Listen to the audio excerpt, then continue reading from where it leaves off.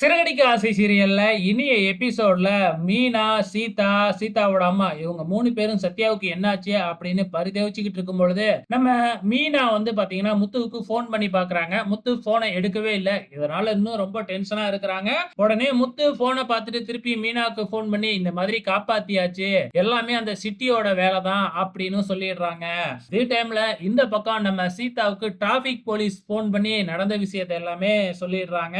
இந்த பக்கம் சீதாவுக்கும் உண்மை தெரிஞ்சிருச்சு. இந்த பக்கம் மீனாவுக்கும் உண்மை தெரிஞ்சிருச்சு இல்லையா? சோ இப்ப மீனா வந்து அவங்க அம்மா கிட்ட சொல்லிக்கிட்டு இருக்கிறாங்க. அந்த நேரத்துல வந்து சீதாவும் வந்து பாத்தீங்கன்னா, "தம்பிய காப்பாத்தியாச்சு" அப்படின்னு சொன்ன உடனே, "உனக்கு எப்படி இந்த விஷயம் தெரியும்?" அப்படின்னு மீனா கேட்க, அப்படியே சீதா வந்து பாத்தீங்கன்னா வெட்கப்பட, மீனா புரிஞ்சுக்கிறாங்க.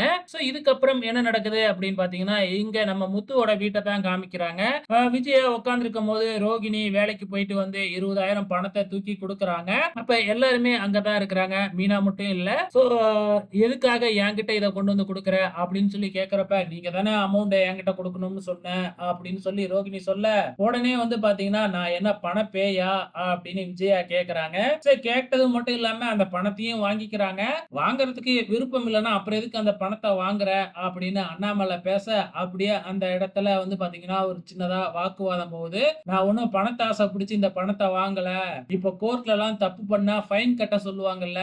அதனால என்னைய நம்ப வச்சு ஏமாத்துனால இவ. அதுக்கு இப்ப இவ ஃபைன் தான் கட்டிக்கிட்டு இருக்கா. அப்படின்னு விஜயா அப்படியே முடிச்சிடுறாங்க. சோ இதுக்கப்புறம் என்ன நடக்குது? நம்ம முத்துவும், ஸ்ருதியும் என்ன பேசிக்கிறாங்க? இத அப்படியே உட்ற வேண்டியதுதான். நம்ம ஏதாச்சும் பேச போவ, ரோகிணி நமக்கு ஆப்போசிட்டாவே பேசுவா. அவளோட இத அவளே பார்த்துக்கட்டும். அப்படிங்கிற மாதிரி பேசிட்டு போயிடுறாங்க. இப்ப நம்ம முத்து இருக்கும் பொழுது மீனா எல்லா வேலையும் முடிச்சுட்டு வீட்டுக்கு வராங்க. வீட்டுக்கு வந்த உடனே நடந்த விஷயத்த எல்லாமே நம்ம முத்து, மீனா கிட்ட சொல்லிக்கிட்டு இருக்கிறாங்க. அதுக்கப்புறம் ஆமா எனக்கு ச சீதா கரெக்ட்டான லொகேஷன அனுப்ப முடிஞ்சதுனால தான் நான் கரெக்ட்டா போய் காப்பாத்த முடிஞ்சது. சீதாவுக்கு எப்படி அந்த லொகேஷன்லாம் தெரிஞ்சது? நான் போய் நேரா சைபர் கிரைம்லயே கேட்டோம். ஆனா எங்களுக்கெல்லாம் குடுக்க முடியாதுன்னு சொல்லிட்டாங்க. ஆனா சீதா பாரேன் வாங்கி குடுத்துருச்சு. அது எப்படி?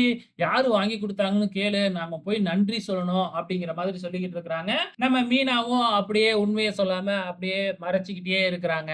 இந்த பக்கம் வந்து பாத்தீங்கன்னா, நம்ம சீதா அவங்க அம்மாவ அழைச்சுக்கிட்டு அந்த டிராபிக் போலீஸ் வீட்டுக்கே போயிடுறாங்க. சோ போயிட்டு வந்து பாத்தீங்கன்னா, இவரு தாம்மா கரெக்ட்டா லொகேஷன் வாங்கி குடுத்தாரு. அதனால தான் நம்ம தம்பிய காப்பாத்த முடிஞ்சது அப்படின்னு சொல்லிட்டு, நம்ம சீதாவும் அவங்க அம்மாவும் மாறி மாறி அந்த டிராபிக் போலீஸ்க்கு நன்றி சொல்லிக்கிட்டு இருக்கிறாங்க. சோ வெயிட் பண்ணி பார்க்கலாம் என்ன நடக்க போகுதுன்னு.